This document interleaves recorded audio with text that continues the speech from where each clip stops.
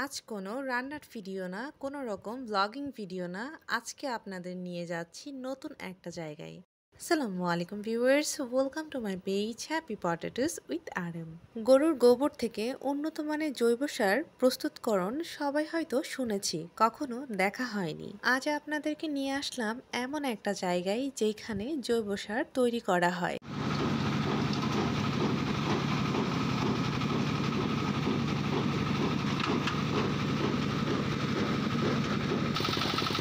জৈব সার জমিতে ব্যবহারের ফলে রাসায়নিক সার ব্যবহার করতে হয় না।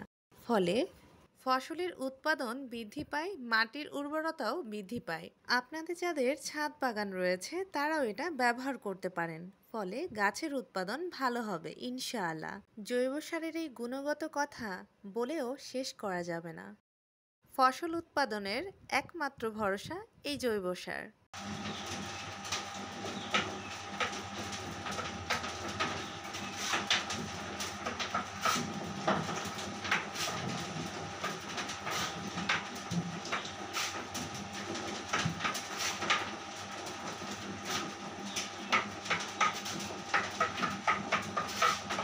এই গোবর এখানে দেওয়ার পর